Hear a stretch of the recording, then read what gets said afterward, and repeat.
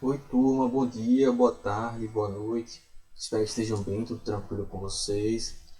Na última aula, nas últimas aulas, a gente começou a falar sobre o clima e o tempo, né? E falamos também sobre os fatores que afetam e influenciam o clima do planeta, né? O tempo e o clima. Falamos sobre alguns aparelhos meteorológicos, né? Falamos sobre alguns fatores, os ventos, a formação das nuvens, e diversos outros fenômenos que vão estar influenciando aí no tempo e no clima, certo? É, na, na aula de hoje, aí deu um lagzinho, esqueci o que eu ia falar. Na aula de hoje, a gente vai falar um pouco sobre as massas de ar, certo? Sobre a massa de ar, a formação das frentes e alguns outros aspectos que envolvem o tempo e o clima também, certo? Só para citar, acho que foi Ariel que comentou uma das aulas bem atrás, né, que era sobre a Lua. E aí, Ariel, teve algum problema no YouTube e não consegui responder. Você fez dois comentários, eu respondi um e no outro ele já não estava abrindo, ele ficava só abrindo o mesmo comentário, que era com relação ao lado escuro da Lua, né? E que existe uma série de histórias e mitos, né, sobre esse lado escuro da Lua, o que deve ter, o que não deve ter lá, que na verdade são mais histórias, né? Ela não tem nada de misterioso, é porque geralmente quando a gente trata das coisas escondidas, obscuras, né, não iluminadas pela luz, obviamente iluminada pela luz, né? As pessoas começam a criar várias histórias e aí a gente viu uma série de filmes que vão explorar isso para tratar um pouco de ficção e terror espacial, mas até onde se sabe não tem nada de é, é, fora do normal no lado escuro da Lua. É apenas uma parte que não é iluminada pela luz, que a gente não observa sendo iluminada pela luz do Sol, né? Porque a gente sempre tem a mesma face voltada para a Terra, como eu falei dos movimentos de rotação e translação da Lua, como eles duram o mesmo período, a gente sempre vê voltado para a Terra o mesmo lado, certo? Mas não tem nada demais, nada de misterioso. Bom, mas falando aqui sobre as massas de ar, vamos falar aqui um pouquinho delas. Bom, então vamos falar um pouquinho aqui das massas de ar. Então essa imagenzinha aí, vocês têm essa imagenzinha no livro de vocês também. As massas, o que são as massas de ar? As massas de ar são grandes volumes, né, ou grandes porções de ar formados, né, em determinadas regiões do nosso planeta e condições internas e com condições internas similares, né, de umidade, temperatura e pressão. Né? Então, em alguns pontos do nosso planeta a gente pode ter a formação dessas massas de ar. Né? E elas vão se caracterizar justamente por elas terem essas propriedades em comum: umidade, temperatura e pressão. Né? Então, por exemplo, nas regiões polares do planeta, desérticas, em áreas oceânicas, elas têm condições favoráveis, né, para o desenvolvimento de massas de ar. Né? Então, uma massa de ar que se forma em uma região fria e úmida, ela também será consequentemente fria e úmida, certo? Então a diferença de temperatura na superfície terrestre entre as diferentes regiões é um dos principais fatores que vão determinar, o que vão provocar, né, a movimentação dessas massas de ar. Então, massas de ar formadas em regiões, por exemplo, quentes, como nas regiões próximas à linha do Equador, são quentes, né, e pouco densas, né? E elas têm, por isso elas têm uma relação quentes e pouco densas, elas têm uma tendência a subir. O contrário ocorre com as massas formadas em regiões frias, né? Porque as frias, as moléculas são mais densas, elas se aproximam, elas têm uma tendência de descer, ou seja, de vir mais para a superfície do planeta. Né? Então essas diferenças de densidades entre dois tipos de massa de ar, elas podem gerar uma diferença, consequentemente, de pressão, né, atmosférica, que faz com que as massas de ar quente elas se desloquem rumo aos polos, né, onde esfriam, né, e as massas de ar frio elas têm uma tendência de rumar em direção ao Equador, aos lugares mais frios, onde elas mais quentes, desculpa, onde elas vão se aquecer. Né? Então essa imagem que vocês estão vendo aí, ela mostra as direções de para onde essas massas de ar elas tendem a se deslocar. Né? Então quando as massas de ar elas se deslocam, elas provocam, nesse processo de deslocamento, elas provocam a troca de energia na atmosfera, né? Das regiões por onde elas vão se deslocando. Então elas vão trocando energia e as alterações nas condições do tempo dessas regiões elas vão se modificando por essa alteração de energia, né? Então se não fosse esse deslocamento, algumas regiões terrestres elas poderiam ser muito quentes e outras seriam muito frias, ou seja, esse deslocamento dessas massas de ar ela possibilita um relativo equilíbrio da temperatura das diferentes regiões do planeta, né?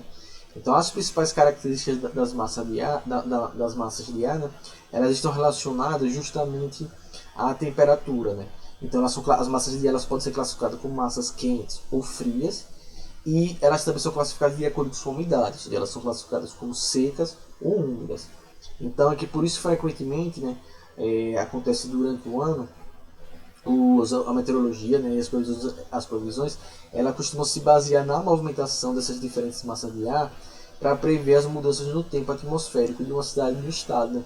É por isso que quando a gente vê as previsões do tempo na televisão, eles vão falando sobre as massas de ar, porque de acordo com o deslocamento das massas de ar, você consegue saber o que, vai acontecer com o tempo naquela região ou naquela cidade. E é que a gente tem alguns exemplos aí. Então, aqui deixa eu assumir para vocês verem a legendinha. Então, as bolinhas vermelhas representam massa de ar quente. As bolinhas azuis, elas representam massas de ar frio. Quando elas vêm com o círculozinho azul clarinho, elas são úmidas. E quando elas têm esse amarelinho aí, elas são secas, né? Então veja aqui no verão, a gente tem aqui no Brasil, no Brasil e no continente sul-americano. Então a gente tem lá, veja lá, na região ali da Amazônia, ali, a gente tem aquele MEC, que é isso aí, massa equatorial continental. Então a massa equatorial continental, ela é quente, tá vendo? Pela tamanha vermelha, e ela é úmida. Então essa massa equatorial continental, ela é quente e úmida, certo?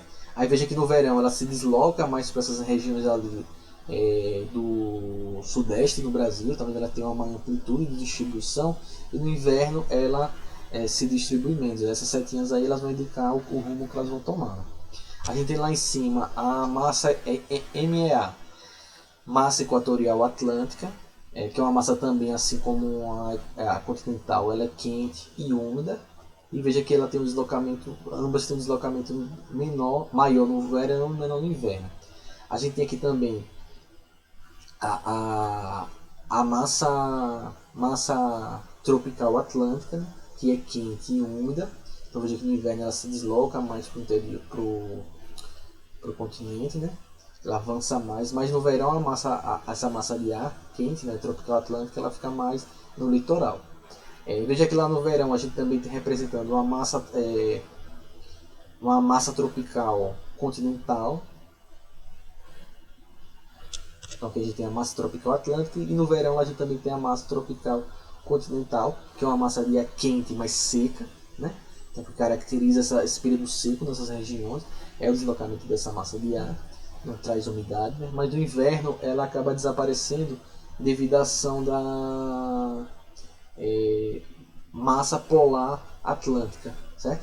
Que é uma massa de ar fria, que vem do polo sul do Atlântico, né? Fria e úmida, que no verão ela não avança tanto sobre o continente, ela fica mais ali na região sul do Brasil, na região sul da América do Sul, também lá pela ação da massa tropical continental. Quando essa massa tropical continental ela não existe aqui no inverno, ela se desfaz, a massa polar atlântica ela avança pelo Brasil, chegando até as regiões aqui do Nordeste, Sergipe, e subindo para o norte do país. Ou seja, ela acaba empurrando, essa massa no inverno, essa massa polar atlântica ela acaba empurrando essas massas quentes.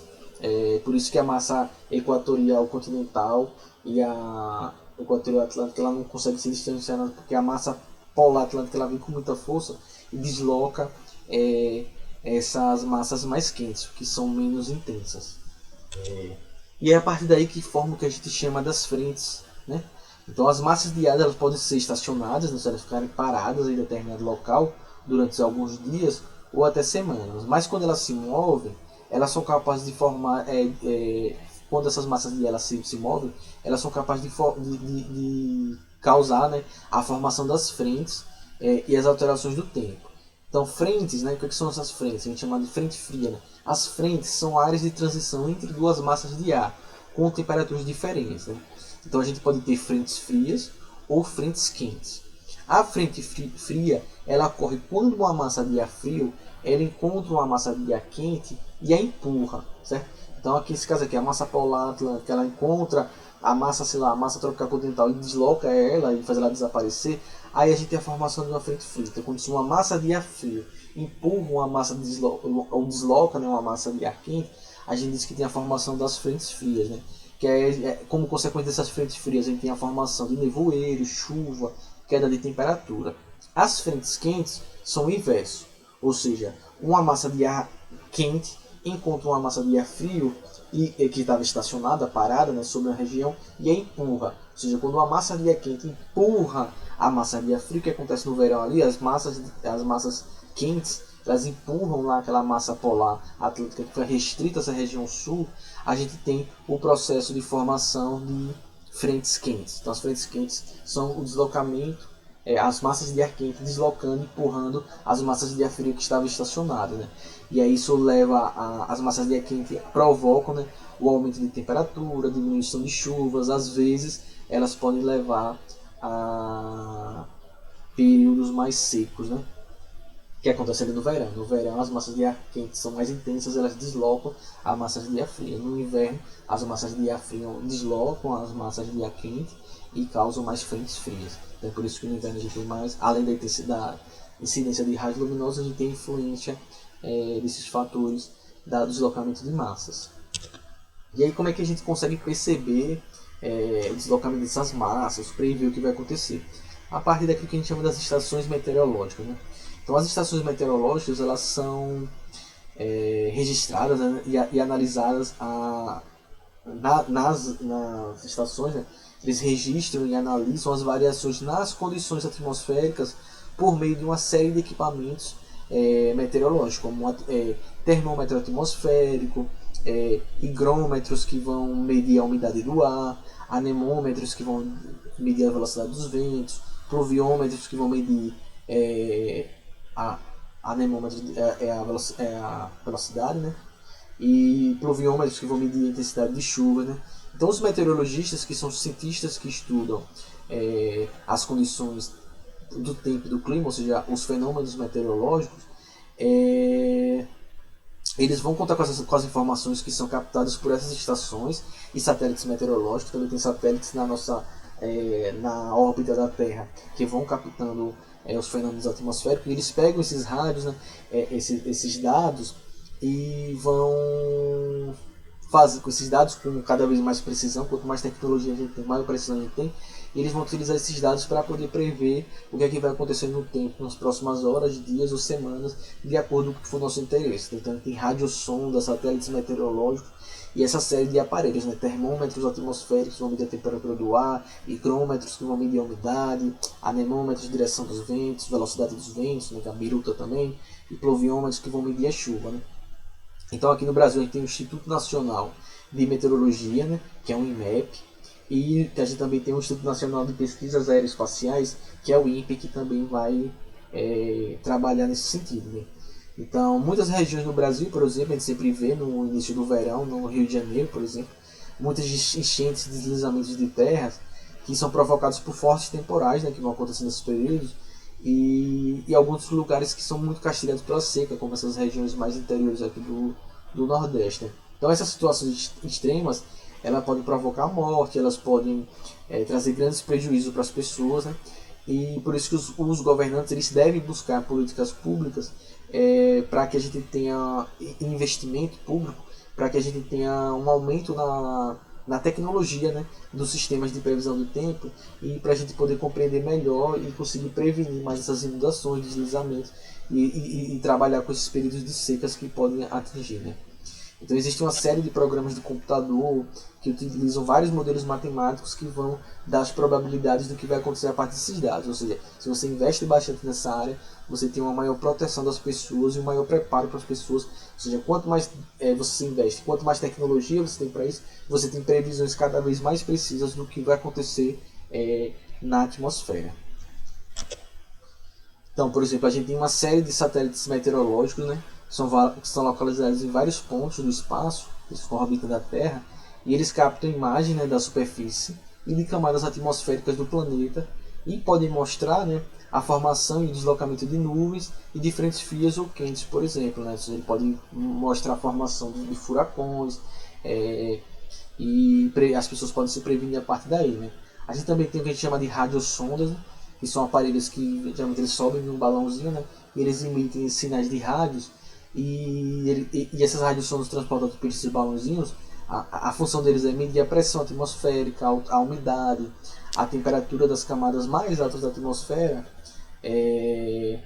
para poder a gente compreender como é que está acontecendo com essas massas de ar frio, o que está acontecendo com os fenômenos atmosféricos. E também existem aviões meteorológicos que eles vão sobrevoando diferentes áreas e eles vão coletando os dados, né, e enviam essas informações sobre as condições do tempo para essas estações meteorológicas, onde esses dados eles serão analisados e a partir daí as previsões e medições poderão ser feitas e a gente vai, aí nesse caso a gente pode se prevenir, né, de uma série de problemas que podem nos afligir, certo? Então essa parte, esse finalzinho aí de tempo e clima, tá um exercíciozinho aí para vocês responderem no livro, certo? Se vocês tiverem dúvida dos exercícios, gente, vocês entrem em contato comigo.